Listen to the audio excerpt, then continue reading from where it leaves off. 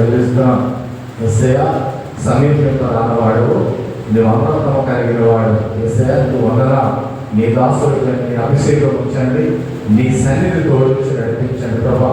బ్రతికి దినములలో ప్రభా అయ్యా మా జీవిత కాలం తండ్రి నిత్యం నేను ఆరాధించడానికి. అందుకే భక్తులు మాట్లాడుతున్న ప్రభా దివారాత్రంలో ధ్యానించేవాడు ధనుడు అన్న ప్రభా. ధ్యానించడమే కాదు ఆయన, దాని ద్వారా మేము ఆనందించడానికి నీ కృషి భయం పొందుకోవాలి. బ్రతికి దినవాలని నీ సేవ, నీ పరిచర్యలో నీ పిల్లలుగా, నీ దాసులుగా, నీ పరిచర్యలుగా అందరూ కలిసి కుటుంబంగా ఐక్యత, ప్రేమతో, ఆనందంతో నీలో జీవించే గొప్ప భాగ్యాన్ని అనుగ్రహించి సదాకాలంతో నడిపించమని, నడకలో పడకలో అన్ని విషయాలు నీవే ముందుండి మా జీవితాలు సరిచేయమని, జరిగే కార్యక్రమాలతో నీ గాయపడిన హస్తాలకు అప్పు చెప్పుతూ నీ అధికారానికి మేము ఉన్నామని నమ్మకంతో జీవించే గొప్ప భాగ్యం అనుగ్రహించి సదాకాలంతో నడిపించమని, ప్రార్థన అంగీకరించమని యేసయ్య పునరాత్మ బ్రతుకుని చిన్న ప్రార్థన వేడుకుంటున్నాము తండ్రి. ఆమేన్.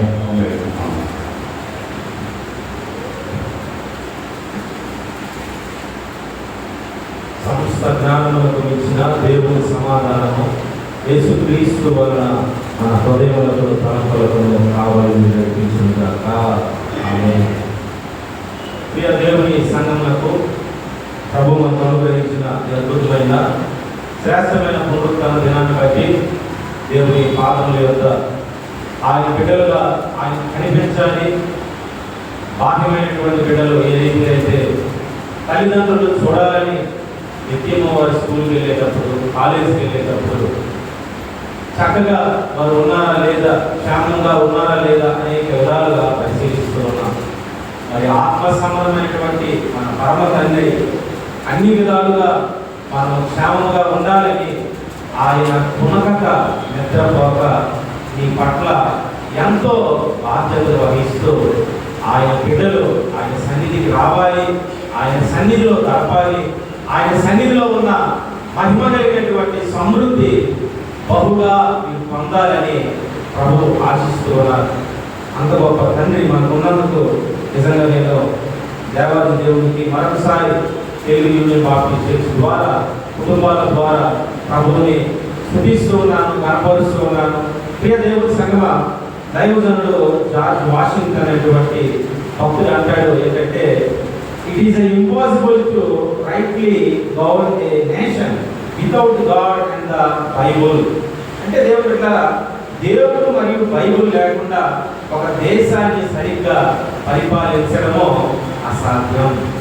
అంటే బైబుల్ అనేటువంటిది తప్పకుండా దేవుని నామం అనేటువంటిది ఉంటేనే మనం దేశాన్ని పరిపాలించగలము.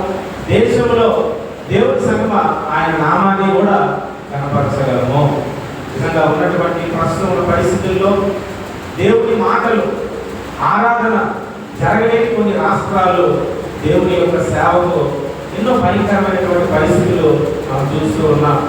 కొంతమంది ఎవరైనా వీడియోలు పెడతారా, ఆరాధన కూర్చున్నటువంటి దైవ ఉపదేశం పంపిస్తారా, ఏదో నూతన సందేశాన్ని మా హృదయాలను తెప్పరింపజేసే ఒక సమాచారం పంపిస్తారనేటువంటి కొంతమంది ప్రజలు కొన్ని రాష్ట్రాలలో ఎంతో వేదనతో ఉన్నారు. దేవుని పెట్టారు. ఈరోజు చక్కగా మంచి అనుభవం మనకు ఉన్నది.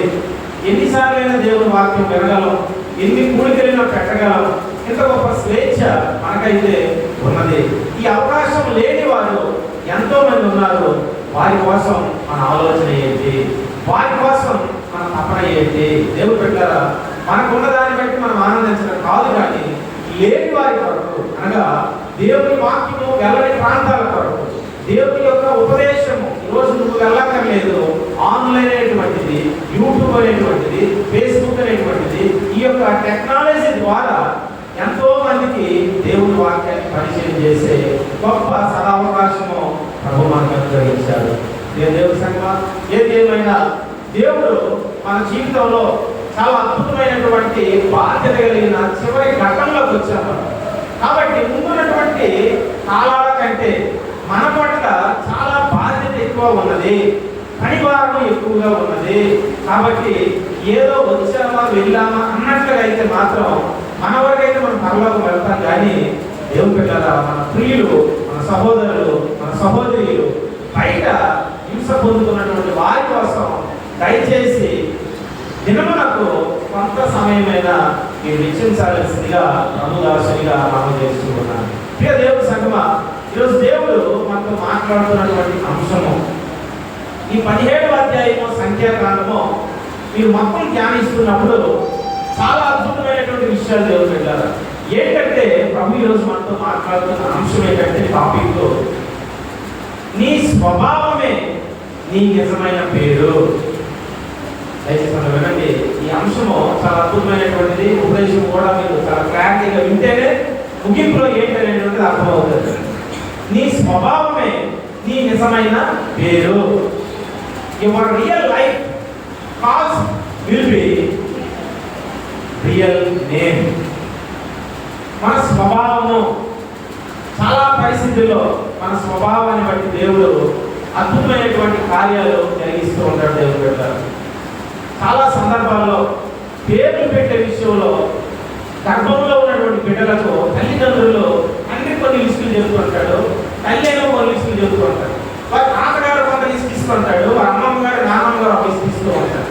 ఇంకా ఇంట్లో ఎంతమంది ఉన్నారో ఇంకో ఈ పేరు పెట్టండి, ఈ పేరు పెట్టండి అంటే నామకరణం చేసే విషయంలో ఎంతో హడావిడి చేస్తారు. ఇంకా ఇది చాలా అన్నట్లుగా దేవుడు పెట్టారా, ఇదిగో మన పూర్వీకుల్లో ఈ పేర్లు ఉన్నాయి, ఈ పేర్లే పెట్టండి.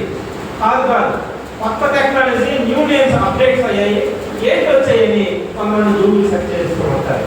దేవుడు పెట్టారా, ఎన్ని విధాలుగా ఎన్ని పేర్లు పెట్టినా దేవుడు ఆయన బిడ్డలుగా ఒక అన్యులైనటువంటి ఫరో కుమార్తె ఇతను మోసే అని నీటిలో తీయబడ్డాడని అతను మోసే పేరు పెడితే మహిమ కలిగిన దేవుడు ఒక అన్యురాలు పెట్టిన పేరునే ఆయన పిలుస్తూ ఉన్నాడు, మోసే మోసే అని.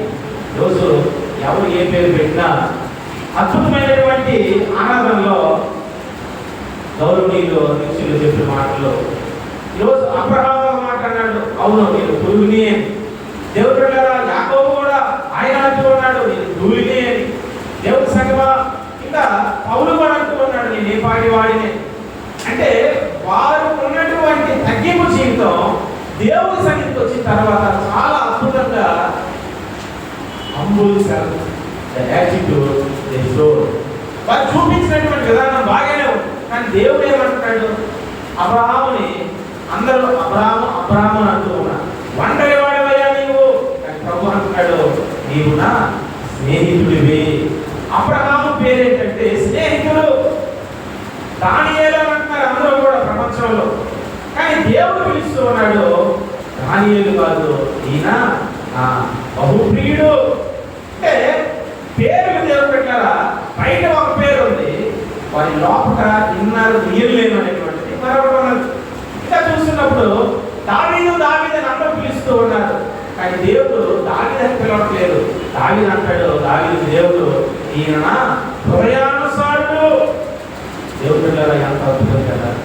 ఆ నామకరణం చూడండి, ఆ నూతన పేర్లు చూడండి. దేవుడు పిల్లరా, దేవుడు ఆయన పౌలును కూడా అందరూ కూడా సౌలు సౌలు అని పిలిచాడు. కానీ ఆ తర్వాత అంటాడు, నేను ఇతరులను వాడుకున్న పాత్ర అంటాడు. ఈరోజు పౌలేమో పాత్రగా దేవుడు చూస్తూ ఉన్నాడు. మనము కూడా పాత్రలుగా దేవుడి యొక్క లోపల మన స్వభావం అనేటువంటి పేరులో దేవుడిని కొత్త పేరుగా పెట్టబోతూ ఉన్నాడు. అదే దేవుడు పెట్టారా, దేవుడి యొక్క బిడ్డగా మన జీవితాల్లో ఈ నూతన ఆ పేరు, ఆ నూతనమైనటువంటి నీ పలక పైన, నీ యొక్క తెల్లని రాతి పైన ఆయన మొదలైన మన్నా నీకు ఇస్తానని ప్రకటన గ్రంథంలో తెలియపరుస్తున్నట్లుగా నీకు ఒక కొత్త పేరు నేను పెట్టబోతున్నాను అంటూ ఉన్నాడు. I will select you the new name you. ఏంటి ఆ కొత్త పేరు? ఈరోజు కొత్త పేరు నామకరణము. నీకున్నటువంటి కొన్ని పేర్లలో కూడా బాధపడుతూ ఉంటారు, ఎందుకు మమ్మీ ఈ పేరు నన్ను పెట్టారు, ఎందుకు డాడీ ఈ పేరు పెట్టారు అంటే. చాలా పేర్లు ఇప్పుడు మార్చాలంటే పాన్ కార్డు, చాలా మరి వాటర్ లిస్ట్, ఇంకా డ్రైవింగ్ లిస్ట్, ఎన్ని కార్డులు మనకు ఉన్నాయో ఆ పేర్లన్నీ కూడా మార్చాలంటే ఇంపాసిబుల్ కదా. ఈ సమయానికి ఈ జన్మకు నిర్దిష్టము బాబు. ఎందుకంటే కొన్ని పేర్లు ఆ తల్లిదండ్రులు పెట్టిన దాన్ని బట్టి వారు ఇప్పుడు లేరు, కానీ ఆ పేర్లు మాత్రము అవి రిజిస్టర్లో నమోదైపోయాయి. చాలా బాధపడుతూ ఉన్నారు. వాళ్ళు ఏంటి ఆ పేర్లు అంటే కొంతమంది ప్రాంతాల్లో చెప్తున్నటువంటి ఏంటంటే ఇటువంటి పేర్లు మా తాతగారు పెట్టారు, ఇటువంటి పేర్లు మా నాన్నగారు పెట్టారు. బాధపడక్కర్లేదు, దేవుడు నీకు ఒక కొత్త పేరును పెట్టబోతున్నాడు. ఆమె దేవుడు పెట్టారా? ఏంటి కొత్త పేరు? ఇక్కడ ఈ సంఖ్యాకాండంలో ఈ 17వ అధ్యాయంలో ప్రారంభంలో కొంతమంది గొడవలాడుతూ ఉన్నారు. చాలా ఇబ్బందికరమైనటువంటి అభ్యంతరాలు కలుగుతూ ఉన్నాయి. నేను దేవుని సేవ చేస్తాను, నేను దేవుని పరిచయం చేస్తాను, నేను దేవుని యొక్క మినిస్ట్రీని చాలా ప్రాంతాలకు తీసుకుని వెళ్తాను అంటున్నప్పుడు మోషే దేవుని సన్నిధిలో ప్రార్థన చేస్తూ ఉన్నాడు. ప్రభువా, ఏంటి ఈ గోత్రాల పరిస్థితి ఏంటి? ఈ 12 గోత్రాలు నడిపించలేకపోతున్నటువంటి సందర్భము ఈ 17వ అధ్యాయం. అయితే దేవుడు అంటూ ఉన్నాడు, 12 గోత్రాల యొక్క గోత్రకర్తలు వారి కర్రలను ఒక్కొక్క గోత్రానికి ఒక్కొక్క పెద్దవాడిని మీరు నియమించారు కనుక ఆ పెద్దవాడైనటువంటి గోత్రకర్త ఒక్కొక్క గోత్రకర్త ఒక్కొక్క కర్రను తీసుకొని వచ్చి ఆ కర్ర పైన ఆ గోత్రకర్త యొక్క పేరును రాసి ఆ కర్రలను యెహోవా యొక్క సన్నిధిలో పెట్టండి. దేవుని సంగమా, 12 గోత్రకర్తలు సంతోషంగా 12 కర్రలను తీసుకొని వచ్చారు. 12 కర్రలను దేవుని సన్నిధిలో రాత్రంతా అద్భుతంగా ఆ కర్రలు అనేవి నిలిచి ఉన్నాయి. ఎంత గొప్ప ధన్యత వారి యొక్క కర్రలకు. ఒక్కొక్క కర్ర ఉదయం అయ్యేసరికి ఏం జరుగుతుంది అనేటువంటి చాలా మంది చాలా సంతోషంగా ఉన్నారు. నా కర్ర ఫలిస్తుంది, నా కర్ర బహుగా చిగిరిస్తుంది, నా కర్ర ఆత్మ పుష్పాలు వస్తాయి, నా కర్ర అని మంచి ఫలములు ఇస్తుందని అనేకమైన ధీమాతో చాలా మంది ఉన్నారు. దేవుడు పెట్టారా? 12 కర్రల్లో 11 కర్రలు కూడా ఏ మాత్రం కూడా దేవుడు పెట్టారా ఫలించలేదు. ఎంత బాధకరమైన సందర్భం కదా. వారు ఒకరి ముఖంలో ఒకరు చూడలేని పరిస్థితుల్లో ఉన్నారు. కానీ అహరోను కర్ర ఒక్కటి మాత్రమే చక్కగా అది ఫలించింది. ఆ కర్ర ఎంతగా దేవుడు పెట్టారా? అది రాత్రికి రాత్రే చూడండి ఎంత గంభీరంగా ఆ కర్రేమో దేవుడి సంగ ఏమయ్యో చూడమ్మా. 7వ వచనం, మోషే ఆ కర్రను సాక్షి గుడారంలో యెహోవా సన్నిధిలో ఉంచెను. మర్నాడు మోషే సాక్షి గుడారంలోకి వెళ్ళిపోగా లేవి కుటుంబమైన అహరోను కర్ర చిగిర్చి ఉండెను. చూడండి అది చిగిర్చి ఉండెను. ఆ చిగిర్చి పువ్వులు పూసి, రెండవది చిగురు, రెండవది పువ్వు, పాదము పడిపారు, మూడవదేమో పాదము పండ్లు గలదాయను. అంటే 3 సందర్భాలు. అదేమో చిగురు, పువ్వు, ఫలము.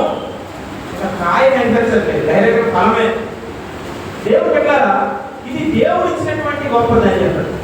దేవుడి జీవితంలో లోకం కాయలు చూస్తూ ఉంటారు, కానీ దేవుడు నీ లోపల ఉన్న ఆ ఫ్యూచర్ అనేటువంటి భవిష్యత్ అనే ఫలాన్నే చూస్తూ ఉంటాడు. చాలాసార్లు ఈ కాయ అనుభవాన్ని, పింజల అనుభవాన్ని, పూత అనుభవాన్ని ఎప్పుడైనా ఇంకా ఫలాలు అవుతాయి, ఎప్పుడు నేను పూజిస్తాను అన్నటువంటి కలవరాలతో ఆందోళనలతో ఈ బ్రతుకు జీవితం అనే కుటుంబాన్ని నడిపిస్తున్నప్పుడు ప్రియా దేవుని కుమార్తె దిగులు చెందతో ఆయన లోపల ఫలం అనేటువంటిది ఉంచాడు. నువ్వు నిశ్చయంగా ఆ ఫలం అనేటువంటి దాన్ని నీవు నిరీక్షణతో చూసినప్పుడే ఆ ఫలాన్ని నువ్వు ఎప్పుడో కనిపించబోతున్న ఫలము ఇప్పుడే చూడగలవు. ఆమె ఎలా? అది క్రీస్తులో నిలిచేవారు మాత్రమే. ఈ అహరోను కర్ర, ఈ లేవి కర్ర అనేటువంటిది ఈ 12 కర్రల్లో ఈ కర్ర మాత్రమే రాత్రికి రాత్రి ఎంత గంభీరమైన కార్యాలు జరిగాయి. నేను అనుకుంటాను వీరంతా కూడా 11 మంది మిగిలిన వారు అహరోను తప్పగా చక్కగా నిద్రపోయి ఉంటారు, చాలా ధీమాగా ఉండుంటారు. ఉదయం అయితే ఏదేదో మాట్లాడారు, మేము పరిచయం చేస్తాం, మేము సేవ చేస్తాం, మేము ఆరాధన చేస్తాం, మేము పాటలు పాడుతాం, మేము అనేకమైనటువంటి రీతిలో అనేకమైనటువంటి మంత్రాలు పడుతూ ఉన్నాం, అనేకమైనటువంటి సేవా పరిచయాలు, అనేక బాప్తిస్మం ఇస్తూ ఉన్నాం. ఈ రీతిగా దేవుడు మాకు అప్పగించిన దాన్ని చాలా మంది పరలోక రాజ్యం వెళ్తూ ఉన్నారని చాలా ధీమాగా ఉండే పరిస్థితుల్లో దేవుడు ఉండవచ్చు. కానీ అహరోను ఈ 11 మంది కూడా ధీమాగా నిద్రపోయి ఉంటే ఇతను మాత్రము ఆ రాత్రి అంతా నిద్రపోలేదు. ఇతను మాత్రము రాత్రి అంతా ప్రభువా నా కర్రను తాకండి, నా కర్రను స్వస్థపరచండి, నా కర్రను రక్షించండి, నా కర్రను బాగు చేయండి, నా కర్రలో ఉన్న లోటుపాట్లు, నా కర్రలో ఉన్న బలహీనతలు, నా కర్రలో ఉన్న ఆయాసకరమైనవి దయచేసి నీకేవైతే నీ సన్నిధిలో నిలవలేనివి హేయమైన ఉన్నదో దయచేసి తొలగించి, ఇదిగో ప్రభువా మీరందరికీ నీవే కదా నన్ను పిలిచావు, నా సహోదరులను నీవు పిలిస్తేనే ఈ పరిచయకు వచ్చామని ఆరోని ఎంతగా దేవుని సన్నిధిలో అర్పించుకున్నాడు. దేవుని బిడ్డలారా, నిజంగా ఆయనకు సమీపించే వారికి ఆయన దూరముగా లేదని వాక్యం చదివిస్తూ ఈరోజు కొత్త పేరు వారి పేర్లు రాయమంటూ ఉన్నప్పుడు అహరోను కూడా అహరోను అని నామకరణం చేయలేదు. అందరూ కూడా వారి యొక్క స్వభావమైనటువంటి తల్లిదండ్రులు పెట్టే నామకరణాలను వారు రాసి అక్కడ దేవాగా పెట్టి వెళ్ళిపోయారు తప్ప వారి స్వభావం అనేటువంటి లోపల ఉన్నటువంటి నామకరణాన్ని దేవుడు ఏది మనకున్నటువంటి స్వభావమో ఈరోజు ఆ పేరుతోనే దేవుడిని కొత్త పేరు పెట్టబోతూ ఉన్నాడు. అపవాది కూడా అంటాడు, ఏంటి ప్రభా పలానా నమ్మకమైన దాసుడు అని పిలుస్తావా, విశ్వాసంలో వీరుడు అని పిలుస్తావా? ఏమంటాడు గిద్యోన్ని, గాను చాటు దాక్కున్న గిద్యోన్ని పరాక్రమము కలిగిన రాజుగా, ఓడిపోయిన వాడిని, పారిపోతున్న వాడిని, అవమానకరంగా ఎక్కడో దాక్కున్న వాడిని నువ్వేంటయ్యా గనులుగా పోలుస్తున్నావు, పరాక్రమం కలిగిన వాడిగా పోలుస్తున్నావు? అపవాది అంటాడు, వాడిని చేతగాని వాడిని పేరు పెట్టు, వాడేమో తిరుగుబోతని పేరు పెట్టు, ఇంకా కొంతమంది పేర్లు వాడు పిలుస్తూ ఉంటాడు. ఎవరక్కడ అంటున్నప్పుడు వాడి సైన్యం కూడా ఇదిగో నా శిష్యులు ఉన్నారు, ఇదిగో కొన్ని ప్రాంతాల్లో, కొన్ని దేశాల్లో, కొన్ని పట్టణాల్లో, పల్లెల్లో నా బిడ్డలు కూడా ఉన్నారు. వాడు పెట్టే పేర్లు మందిరానికి అవసరమైనప్పుడు వచ్చే బిడ్డలారా రండి, మందిరానికి కొన్ని సందర్భాల్లో గొడవలు పెట్టడానికి వచ్చిన వారు లాగా రండి, మందిరానికి అప్పుడప్పుడు ఏ రీతిగా పరిచయం జరుగుతుందో జస్ట్ చూసి వెళ్ళిపోవడానికి వచ్చే వారు లాగా రండి. దేవుని సభ పరిచర్య, ఈ నామకరణాలు వాడు లోపల స్వభావాన్ని బట్టి వాడు కొన్ని పేర్లు పెడుతూ ఉన్నాడు. ఈరోజు లోకంలో ఎక్కడో ఉన్నటువంటి జీవితాలకు ప్రభు తన బిడ్డలకు నామకరణము లోకమంతా నిన్ను నిలివేసిన, లోకము ఏదేదో నీకు పేర్లు పెట్టినా, ఏదేదో నిన్ను బాధ పెట్టేటువంటి నీకు దేవుడు బిడ్డ ప్రతి దినము వారికి కనిపిస్తేనే నీకు ఎంతో వేగంగా ఉంటుంది, ఎంతో ఇబ్బంది పడుతూ ఉంటావు, పక్కన కూర్చోలేవు, కొంత సమయం మాట్లాడలేవు. దేవుడు నీకు వారి ఎదుట నీ స్వభావం దేవుడికి తెలుసు, నీ ఫలం అనేటువంటిది దేవుడికి తెలుసు. నీ నామకరణము ఆయన నీకు పెట్టబోతూ ఉన్నాడు. ఆ పేరు నీకు తప్ప ఎప్పటికీ తెలియదు అంటాడు ప్రకటన గ్రంథంలో. అంటే నీ స్వభావం ఎటువంటిదో, what type of attitude you have, God knows and yourself you knows. దేవుని సంగమ మన వ్యక్తిగతమైనటువంటి స్వభావము దేవుడు మాత్రమే ఎరిగి ఉన్నాడు, నీవు మాత్రమే ఎరిగి ఉన్నావు. మూడవదిగా అపవాది కూడా ఎరిగి ఉన్నాడు. మిగిలినటువంటి వారికి మనకు కనిపిస్తున్నది ఒకటి, రెండవ నాణ్యమైనటువంటిది నీకే తెలుసు. ఈరోజు దేవుడు ఆ స్వభావము ఏ రీతిగా ఉన్నది పిలుస్తున్నప్పుడు ఈ 12 గోత్రాల్లో 11 మంది కూడా ఏదేదో మాట్లాడారు. కర్రల ఫలితం చూసి వారు ఏమై ఉంటారండి, ఎంత హింసాలుగా ఫీల్ అయ్యి ఉంటారు. అహరోను చూసి ఎంత గంభీరంగా, ఏంటి నీ కర్ర, ఉప్పు, పూత, ఫలము, అబ్బా ఏంటి అద్భుతం, ఒక డ్రై స్టిక్లో నుంచి ఎంత అద్భుతమైనటువంటి కార్యాలు జరగడం అనేటువంటి 3 విషయాలు దేవుడు పెట్టారు. తండ్రి కుమార పరిశుద్ధాత్మ దేవునిగా ఆ యొక్క పూతను చూస్తూ ఉన్నా, ఆ యొక్క దేవుడు పెట్టారా అద్భుతమైనటువంటి చిగురుని చూస్తూ ఉన్నా, అద్భుతమైనటువంటి ఫలమును చూస్తూ ఉన్నా. జీవితంలో దేవుడే ఈ కార్యాలు జరిగించగలదు. నువ్వు మనుషుల వైపు చూడద్దు, లోకం వైపు చూడద్దు, ఏవేవో చిట్కాలు చెప్తున్నటువంటి లోకంలో ఉన్నటువంటి టాలెంట్స్ వైపు చూడద్దు. నీ చివరి పరిస్థితి అయినా, అది ముగింపు గడి అయినా దేవుడి దగ్గర నువ్వు కేక పెడితే, ఆయన వైపు నీ మనసు తిప్పగలిగితే నీ జీవితము దేవుడు పెట్టారు, నీ స్వభావము అద్భుత రీతిలో నూతన పేరు ఏదో ఆయన కట్టగలడు. ఆమేన్. ఇక్కడ వారు అంటున్నారు, ఇశ్రాయేలు అందరూ కూడా చూడండి ఎంత ఘోరమైన మాట్లాడుతున్నారు కదా. మనం చదువుకున్న వాక్యంలో 11వ వచనం, 17వ అధ్యాయం 11వ వచనంలో అప్పుడు యెహోవా మోషేకు ఆజ్ఞాపించినట్లు అతడు చేసెను, అలాగనే చేసెను. అయితే ఇశ్రాయేలు మోషేతో ఎక్కలేని, ఇదిగో మా ప్రాణములు పోయినవి, నశించిపోతుంది, మేమందరం నశించిపోతుంది. ఏమంటారు? మా ప్రాణములు పోయినవి, ప్రాణాలు పోయామని బాధపడుతూ ఉన్నారు. తర్వాత ఏమంటారు?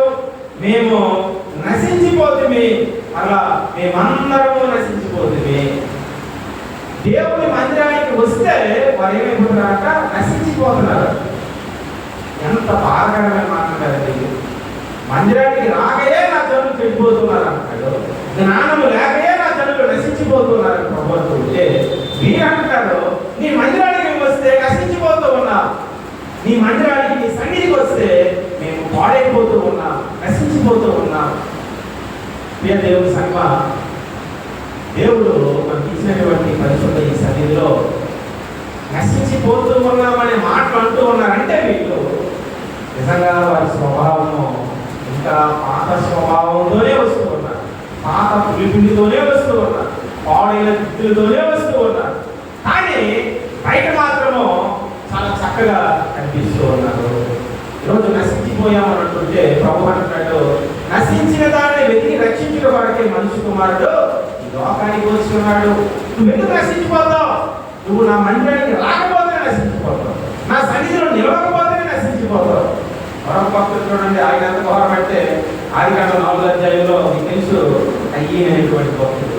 ఈయన దేవుడు పెట్టారా ఈ 4వ అధ్యాయం 11వ వచనంలో, అందుకు కయ్యేను నా దోష శిక్ష నేను భరింపలేనంత గొప్పది, నేడు నీ ప్రదేశం నుండి నన్ను ఎర్రగొట్టితివి, నీ సన్నిధికి రాకుండా నిలవేయబడి దిగుపడుచు భూమి మీద దేశ దిమ్మడై యునును, ఆవిడ నన్ను కనుగొని వాడెవడో వాడు నన్ను చంపునని యెహోవాతో అనినో.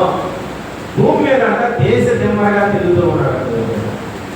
ఈరోజు దేవుని సన్నిధిలో నుండి వెళ్ళిపోయిన వారు నిజంగా వారి జీవితాలను చూసుకుంటే దేశ దిమ్మలే, అంటే దేశంలో తిరిగేవారిగా ఉన్నారు, మంచి పాపులారిటీ ఉంటారు, అన్ని విధాలుగా దీవించబడతారు. కానీ ఒక్కటే లేదు, అది యెహోవా సన్నిధి. ప్రార్థన చేసింది. దేవుని సన్నిధి లేనటువంటిది ఎన్ని ఉన్నా దేవుని సన్నిధి లేకపోతే అది వృధా అవును. దేవుని సంగమా, ఈరోజు దేవుని సన్నిధిలో అందుకు ఇతర వ్యక్తి 15వ వచనం అంటాడు, అందుకు యెహోవా అతనితో కాబట్టి ఎవడైనాను కయ్యను చంపేయడలా వానికి ప్రతిదండన 700 కలుగునని, మరి ఎవడైనాను కయ్యను కనుగొని అతన్ని చంపక ఇల్లునట్లు యెహోవా అతనికి గుర్తు వేసిందో. 16వ వచనంలో అప్పుడు కయ్యను యెహోవా సన్నిధిలో నుండి బయలుదేరి ఏదేను తూర్పు దిక్కున నోదు దేశంలో కాపురం ఉండెను.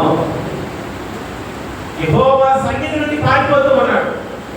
నువ్వు దేవుని యొక్క సన్నిధిని విడిచిపెట్టి, దేవుని యొక్క మందిరాన్ని విడిచిపెట్టి, దేవుని యొక్క సహవాసాన్ని విడిచిపెట్టి, దేవుని బిడ్డ దయచేసి నీ కాలు పట్టుకుంటాను, నువ్వు ఏది కూడా ఎక్కువగా కోరుకోకు. దేవుని సన్నిధి కంటే ఈ ప్రపంచంలో ఏది కూడా మనకు ముఖ్యమైనది లేదు. ఈరోజు ఈ సన్నిధి ఎంత గంభీరమైనదో. కాబట్టే మోషే అంటాడు నిర్గమకాండంలో, నీ సన్నిధి నాతో వస్తేనే, నీ సన్నిధి రాని వల్ల నేను ఇక్కడి నుంచి వెళ్ళను. ఎంతమంది దేవుని బిడ్డలారా ఈ ప్రయాణాల్లో, నీ ఉద్యోగాల్లో, నీ వ్యాపారంలో, నీ చదువుల్లో, నీ కాలేజీలో, నీ డ్యూటీలో, నీ కుటుంబ వ్యవస్థల్లో, ప్రతి సందర్భంలో తండ్రి నీ సన్నిధి ఈ దినము నేను మోసుకొని వెళ్ళాలి, నీ సన్నిధి నాకు వస్తే తప్ప నేను ఒక్కడికి వెళ్ళలేను ప్రభువా. హడావిడిలో, తొందరలో మనకు ఉన్నటువంటి అనేకమైన ఒత్తిడి ద్వారా కొన్నిసార్లు ఈ సన్నిధిని విడిచిపెట్టేవారిగా ఉంటున్నాం. ఈ సన్నిధిని కోరుకోలేని వారిగా ఉంటూ ఉన్నాం. దేవుడు బిడ్డలారా, మోషే ఆ సన్నిధిని కోరాడు కాబట్టి ముందు ఏదున్నా సరే, కనుక ఏది వస్తున్నా సరే, ఎన్ని గుంపులు కాచుకొని ఉన్నా విజయమే చూశాడు తప్ప ఎక్కడ కూడా అపజయమైనటువంటి లేదు. రోజు లోపలన్నటువంటి స్వభావం, ఆ స్వభావాన్ని లక్షల ప్రజలు మోసలు కూడా అనేక నిందలు వేస్తూ ఉన్నారు.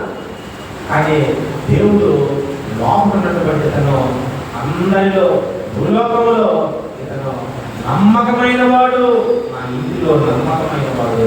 రెండవదిగా సాత్వికుడు, అంటే మొదటి పిలుపు సాత్వికుడైనటువంటిది మోషేకి దేవుడు ఇస్తే, రెండవది ప్రభువైన యేసుక్రీస్తుకి ఆ మాటను చూస్తూ ఉన్నాడు. దేవుడు సర్వ నమ్మకమైన వాడు, ఇల్లంతట్లో నమ్మకమైన వాడు. ఈరోజు మన పక్కింటి వారి తాళాలు, ఇంటి తాళాలు, ఆస్తి తాళాలు, వారికి ఉన్నటువంటి విలువైనవి మనకి ఇవ్వగలుగుతున్నారు.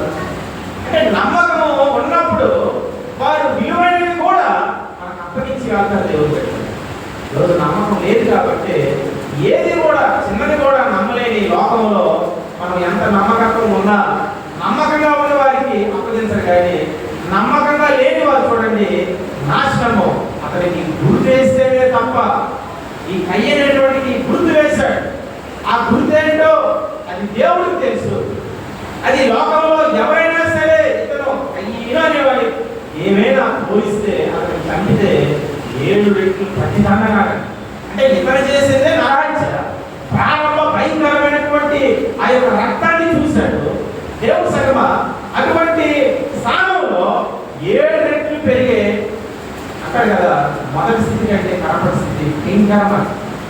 ఈరోజు మన జీవితంలో దేవుని సన్నిధిని విడిచిపెట్టి వారిని విధిగా ప్రమాదమే. దేవుని సన్నిధిని విడిచిపెట్టి వారిని మనము వారితో సహవాసం చేస్తే వారిని ఏమన్నా సరే భయంకరమైన పరిస్థితి. కొన్ని ఫోన్లు ఎత్తుకుంటాం, కొన్ని ఫోన్లు ఇచ్చేసి మాట్లాడుతుంటాం. వారు దేవుడిలో ఉండరు, దేవుడితో సహవాసం చేయరు. కొన్నిసార్లు మనతో మాట్లాడినా, కొన్నిసార్లు వారికి నువ్వు వెళ్ళినా, కొన్నిసార్లు ఏదో ఒకటి వారికి నేను శుభమని చెప్పినా అంటారు కదా మొదటి వ్యవహారంలో. దేవుడు బిడ్డలారా, ప్రభువుని, ప్రభు కుమారుడిని, తండ్రి కుమారుడిని నమ్మని వారికి నీవు వందనమని చెప్పొద్దు, వారిని ఇంట చేర్చుకోవద్దు, వారికి శుభమని చెప్పొద్దు. చెప్పాలంటే వారిలో ఉన్నటువంటి ప్రతి బలహీనతలకు మనం బాధ్యత అవుతామండి. ఏంటి పరిస్థితి అంటే వారిలో ఉన్న అసమాధానాలు, వారిలో ఉన్న బలహీనతలు నీ మీదకు రావు, కానీ అది నీ ఆత్మ మీదకు మాత్రం ఏం చేస్తాయంటే దాడి చేస్తూ ఉంటాయి. దేవుడు దగ్గర దాడిని మనం జయించగలం, దాడిని మనము నిర్వీర్యపరచగలం, దాడిని మనం అడ్డుకోగలం అని వాటిని దేవుడు దగ్గర మనం చాలా ఆత్మ స్వభావంతో లోకంలో ఉన్న ఈ 11 మంది కూడా 12 కళలుగా కలిసే ఉంటాయి. రాజ్యాంగం ఎంత అద్భుతం కదా. దేవుడు నీ స్వభావాన్ని బట్టి ఆయన ఒక కొత్త పేరు పెట్టుకున్నాడు. ఏంటి ఆ స్వభావము? ఈరోజు దేవుడి సన్నిధిలో మనం నిర్ధారణ చేసుకుంటాం. ప్రభువా, ఈ స్వభావంతో నేను వచ్చాను, మరలా ఈ స్వభావంతో నేను వెళ్ళకుండాట్లు నీ స్వభావము, నీ మహిమ కలిగిన స్వభావము నాకు దయచేయి ప్రభువా అని అడగలిగితే అద్భుతంగా దేవుడు పెట్టారా, దేవుడు నీకు ఇవ్వడానికి సిద్ధంగా ఉన్నాడు. అదే ఆ యొక్క వచ్చు వాడిని నేను ఎంత మాత్రం తోసివేయను అంటారు. మరి తోసివేయని దేవుడు స్వభావం దేవుడు. దేవుడు పెట్టారా, ఆయన దగ్గర ఉండాలి అంటే ఆయన పరిశుద్ధుడండి. ఎంత పరిశుద్ధుడు అంటే అసలు ఆయన దగ్గర ఏ మాత్రం కూడా పాపం అనేటువంటి దాన్ని సహించలేదట. లోకంలో ఉన్నటువంటి బలహీనతలు కొన్నిసార్లు మనమే ఎక్కువగా ప్రార్థన చేసినా, ఉపవాసాలు ఉన్నా మనకి ఎలా అయిపోతుంది అంటే అసలు లోకంలో మనం ఏ మాత్రము కూడా గడపడానికి ఇష్టపడం, లోకంలో ఉన్న వ్యక్తులతో మనము ఒక్క నిమిషం కూడా ఆ విలువైన సమయాన్ని మనం ఖర్చు పెట్టలేము. ఎందుకంటే ఆత్మ దిక్కి అయిపోతూ ఉంటారు, ఆత్మ నలిగిపోతూ ఉంటారు. దేవుడి సన్నిధిలో మనం గడుపుతూ ఉన్నప్పుడు తేటగా స్వచ్ఛమైనటువంటి జలములుగా కనిపిస్తాం. కలకల చెందినటువంటి, కలకలగా మారినటువంటి లోకంలో యెహోవా సన్నిధిని విడిచిపెట్టే వారిని మనం చూస్తున్నప్పుడు ఆ పరిస్థితులు కూడా భయంకరంగా కనిపిస్తూ ఉంటాయి. ఈరోజు దేవుని యొక్క దేవుని బిడ్డగా ఆయన మనకి ఇచ్చినటువంటి ఈ క్రొత్త పేరు ఆయన మనకి పెట్టుచూ ఉన్నాడు. ఆయన పెట్టే ఈ క్రొత్త పేరు చూడండి, ప్రకటన గ్రంథము 3వ అధ్యాయం 12వ వచనం చదవమ్మా. ప్రకటన గ్రంథం రెవల్యూషన్ చాప్టర్ 3 verse 12.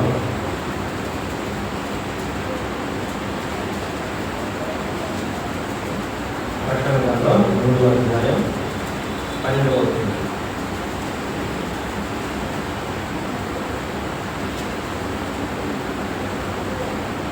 జయించు వారిని నా దేవుని ఆలయంలో ఒక స్తంభముగా చేశాను. అందులో నుండి వాడు ఇక మీదట ఎన్నటికి వెలుపలికి పోడు. మరియు నా దేవుని పేరును పరలోకంలో నా దేవుని యొద్ద నుండి దిగివచ్చుచున్న నూతనమైన యెరూషలేమును నా దేవుని పట్టణపు పేరును, నా క్రొత్త పేరును వారి మీద రాసేదను. దేవుడు క్రొత్త పేరు అంటూ అందులో ఏమంటాడంటే, అందులో నుండి ఆ సెంటర్లో ఉన్నమాట 12వ వచనంలో, అందులో నుండి వాడు ఇక మీదట ఎన్నటికి వెలుపలకి పోడు. వెలుపుట అంటే ఏంటి? యోహాను 10వ అధ్యాయంలో ప్రభు చాలా క్లారిటీగా చెప్తాడు. నాకు ముందుగా వెళ్ళివాడైనా వేరు మార్గంలో వచ్చివాడైనా వాడు నా గొర్రె కాదు. అంటే దేవుడు ఆయనే నీకు ముందుగా వెళ్తూ ఉన్నాడు. మెట్టలుగా ఉన్న వాటిని, అదులుగా ఉన్న వాటిని, పరుగులుగా ఉన్నవి, వంకరగా ఉన్నవి అన్ని సమానం చేసి నీకు ముందుగా వెళ్తూ ఉన్నట్టు. ఒకసారి లోపలికి వచ్చాము. లోపలికి వచ్చిన తర్వాత బయటికి మరలా వెళ్ళాలంటున్నాడు, వెలుపలికి వెళ్ళాలంటాం. అటు వారికి లోపల ఉన్న వారికే కొత్త పేరు. అంటే బయట అంటే దేవుడు పిల్లల లోకంలో పాపం ఉన్నది, నేత్రాశ ఉన్నది, శరీరాశ ఉన్నది, జీవము దమములు ఉన్నాయి. లోకమంటే ఉద్యోగం చేయదండి, చదువుకోవడం వెళ్ళదండి, ఆ ఆశను సాధన చెప్పేది. లోకంలో ఉన్నటువంటి బలహీనమైనవి వారు ఏమాత్రం కూడా మనల్ని అందించుకోరు. ఈరోజు దేవుడు పిల్లల మనము లోకంలోనే ఉన్నాం, కానీ చేప కూడా నీటిలోనే ఉన్నట్లుగా నీరు ఏమాత్రం కూడా అది తాగట్లేదు. ఉప్పులోనే ఉంటూ ఉన్నది, ఉప్పు ఏమాత్రం దాని లోపల ఉండట్లేదు. మన జీవితం లోకాన్ని మనం అందించుకోము, కానీ లోకం ఏమైందంటే దాన్ని తలక్రిందులు చేయడానికి మనం పుట్టాము. ఆమె అమ్మవారి దాన్ని ముందుగానే చక్కగా ఉన్నటువంటి సృష్టిని తారుమారు చేశాడు, గందరగోళం చేశాడు, దాన్ని తలక్రిందులు చేశాడు దేవుడు. కానీ నీ జీవితం వల్ల, నీ నూతన స్వభావం వల్ల ఇదిగో భూమిని తలక్రిందులు చేయవారు ఈ 2026 సంవత్సరాలు ఇక్కడ ఉన్నారు అని ప్రభుత్వం ఉన్నాడు. ఆమె ఇక్కడ ఉన్న భక్తులు మాత్రం నీ సన్నిధి వస్తే మేము చచ్చిపోతాము, మేము నశించిపోతాము అని అంటూ ఉన్నారు. ఆ మాట చదువుతున్నప్పుడు ఎంత బలహీనతలు ఉంటే తప్ప ఆ మాట అంటారు దేవుడు. దేవుని సన్నిధికి వస్తే ఎన్నడూ కూడా నశించిపోవు. నిజమే, వారు తీసుకురాని వేరు అన్ని అగ్ని తీసుకొచ్చారు.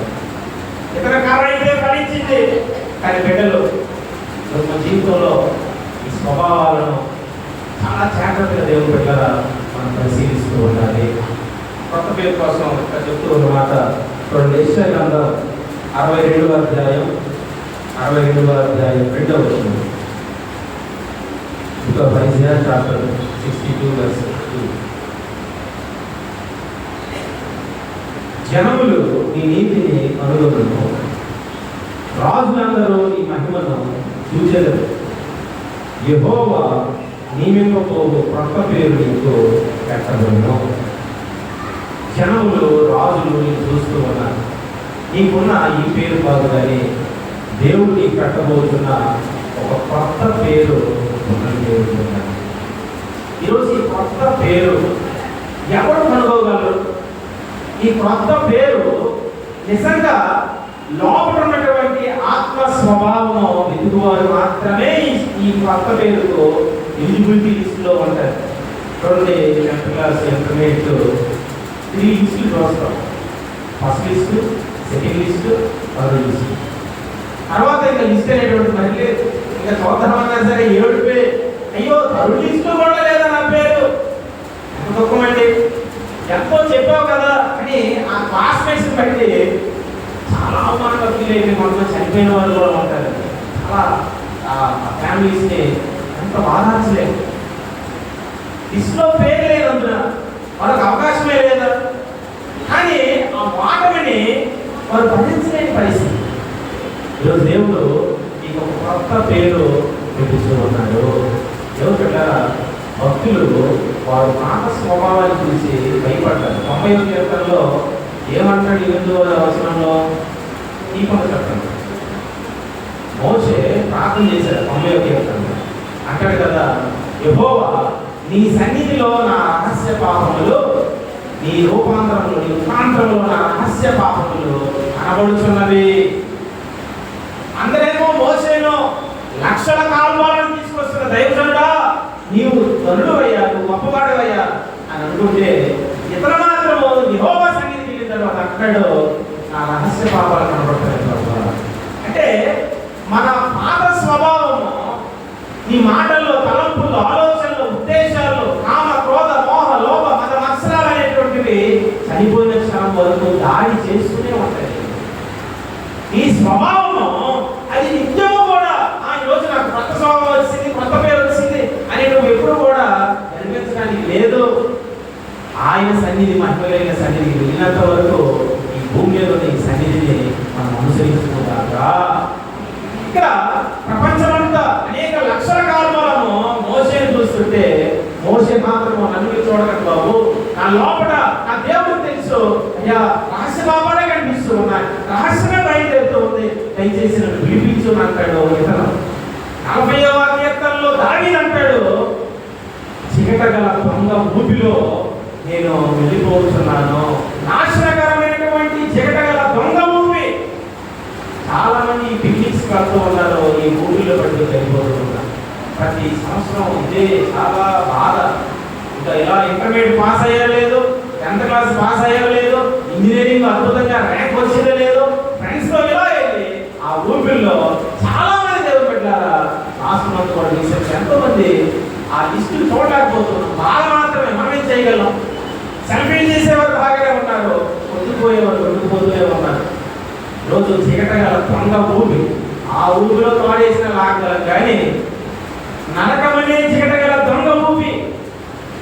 అనేక దేశాలు చక్రవర్తిగా నన్ను చూస్తూ ఉన్నారు, సింహాసనాన్ని చూస్తూ ఉన్నారు, కిరీటం చూస్తూ ఉన్నారు, రాజవస్త్రాలు చూస్తున్నారు, కత్తి చూస్తూ ఉన్నారు, నా గుర్రాలు రథాలు చూస్తూ ఉన్నారు. కానీ దావీదు అంటాడు, ఇవన్నీ చూస్తూ ఉన్నారు, నేను మాత్రం ఏం చూస్తున్నాను? చీకటగల దొంగ ఊపి. నేను ఊపిలోకి వెళ్ళిపోతూ ఉన్నాను. ఏంటి రాజుగారు, మీరు ఊపిలోకి వెళ్ళిపోతే మమ్మల్ని ఎలా రక్షిస్తారు? అదే కదా నా సమస్య. దేవుడి సంగమ గొప్ప గొప్ప భక్తులు రహస్య పాపాలు కనబడుతున్నారు అంటున్నాడు. గొప్ప గొప్ప రాజు ఇక్కడ గల దొంగ ఊపి కనబడుతున్నారు అంటున్నాడు. అంటే వారిని బట్టి దేవుడు అందుకే ఒక కొత్త పేరు వారికి నియమించాడు. ఈరోజు నీ పేరేంటి? నీ కొత్త పేరేంటి? దేవుడు పెట్టే ఆ బయట గేట్ బయట అపవాది కూర్చొని ఉన్నాడు. మళ్ళా పాత పేరుతోనే వచ్చావా? నువ్వే నా పెట్టలేదా? ఎడమవైపే ఉండు. లేదు, ఎంత మాత్రమే నీ యొక్క గుంపు కాదు, నీ యొక్క పేరు కాదు, ఇదిగో నా ప్రభు కొత్త ఈ గుండె పైన నూతన పేరు పెట్టినటువంటి ఆయన ఉపదేశంతో నన్ను చెక్కాడు.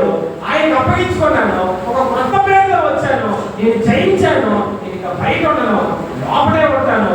బయటకు వచ్చిన లోపల స్వభావంతో నేను బ్రతుకుతానని సాక్ష్యం ఇస్తాడు. అప్పుడు సోదరులు ఏంటంటే హల్లెలూయా. దేవుడి శ్రమ మనము అటువంటి కొత్త స్వభావంతో మనం బ్రతికినప్పుడు మనమున్న స్థలాలు కనిపించబడతాయి, మనమున్న దేశం కనిపించబడతాయి, మనమున్న మందిరం కనిపించబడతాయి, మనమున్నటువంటి ప్రాంతాలు కనిపించబడతాయి. దేవునికి మహిమ తేగలుగుతాం. ఈ గోత్రాల వరకు ప్రభు ఎంతో రెక్కల మీద మోసినట్లు ఇన్ని కార్యాలు చేసిన, ఎన్ని అద్భుతాలు చేసినా వారి నీ సన్నిధికి వస్తే మేము నశించిపోతామయ్యా. ఇంతకాలం ఎంతకాలం ఎన్ని సంవత్సరాలైనా అదే మాట పాడుతూ ఉంటే దేవుడు ఏం చేయగలడు? ఆయన బలవంతంగా అయితే దేవుడు పరలోకం ఎవరిని కూడా తీసుకొని వెళ్ళలేదు. పరలోకం అనేది heaven calls the heaven is a walking individually. నీ అంతట నీవే నడిచేదే పరలోకం. ఎవరో కూడా బలవంతంగా తీసుకువెళ్ళేది పరలోకం కాదు. నా అంతట నేనే వెళ్ళాలి, పరలోకానికి వెళ్ళాలి. ఎందుకు పరలోకం వెళ్ళాలి? ప్రభు అంటాడు కదా, నీ మధ్యనే ఆయన రాజ్యం ఉన్నదంటున్నాడు.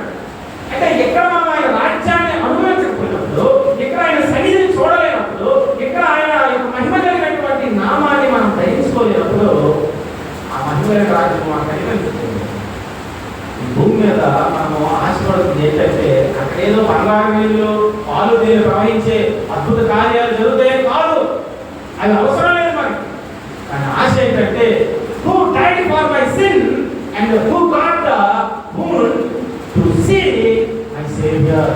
నా నిమిత్తం ఎవరు ప్రాణము దారిపోశాడు, రక్తం కాల్చాడు, గాయాలు పాలైపోయాడు, ఆయన నేను చూడాలి, ఆయన హత్తుకోవాలి, అదే నా యొక్క స్వభావము. అదే రాజ్యంలో ఏదో ప్రభువుని చూడాలి, ఇది ఆయనతో మనం గడపాలి, ఆయనతోనే ఉండాలి, అది మన ఇంటెన్షన్. ఈరోజు ఈ స్వభావాలతో చాలా మంది నలిగిపోతూ ఉన్నారు. దేవుడు చాలా మందికి కూడా పుట్టక ముందే పేర్లు పెట్టాడు. బాప్తిస్మ యోహాను కూడా పేరు డిక్లేర్ చేశాడు. యేసు ప్రభువారిని కూడా ముందుగానే పెట్టించాడు. ఇశ్రాయి కూడా పెట్టించాడు, ఇస్మాయిల్ పెట్టించాడు. దేవుడు సంగమా కొంతమంది భక్తులకు బిఫోర్ ద బర్త్ ఈ డిక్లేర్ ద నేమ్. ఎంత గొప్ప ధన్యత. కానీ ఎంతమంది ముందు పెట్టిన పేరు కంటే పుట్టిన తర్వాత అసలైన దేవుడు కోరుకున్న ఆత్మ సంబంధమైన స్వభావం అనే పేరు కొరకు బ్రతకాలని ఆడపడుతున్నారు. ఆ పేరుని సొంతం చేసుకోవాలని, ఆ పేరు కొరకే సదాకాలం ముందుకు సాగిపోవాలని ముందుకు దీక్షతో ఉన్నారు. దేవుడు కదా అటువంటి నామకరణం కొరకు దేవుడు మన జీవితంలో నూతనమైనటువంటి కృప, నూతనమైనటువంటి అభిషేకము, ఆయన సదాకాలము మన లోపల ఉన్నటువంటి స్వభావం నూతన పేరు అనుగ్రహించి నడిపించి వర్ధింపచేయుగాక.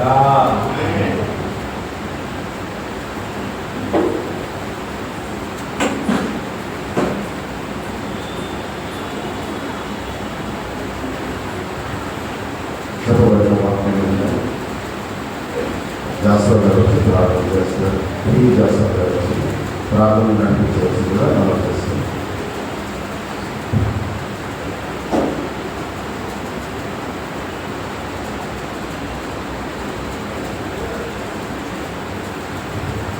ప్రార్థన చేస్తున్నాను. హల్లెలూయా, హల్లెలూయా, హల్లెలూయా, హల్లెలూయా. స్తోత్రం, స్తోత్రం, స్తోత్రం, స్తోత్రం నాయనా. స్తుతి, స్తుతి, స్తుతి. దయగల వారా, దయామయ, దయామూర్తి, కరుణామూర్తి, ప్రశస్తి సంపూర్ణ, మహాపరిశుద్ధ, గోపిస్తున్న నాకు విశ్వసనీయ వారా, నా శ్రేయానికి సరిపోతు వందనాలు, వందనాలు, వందనాలు చెల్లిస్తున్నాను ప్రభువా. నాయన మాకు సమయం పెట్టాలి, నేను కష్టపడి వందనాలు. సదాకాలు నాయన మీ సన్నిధిలో ఉన్నతని జనక్రియలను అనుమానపూర్వకని చెప్పి పురాణం పెట్టుకుని మీ వాక్యం ఉన్నతని మాలో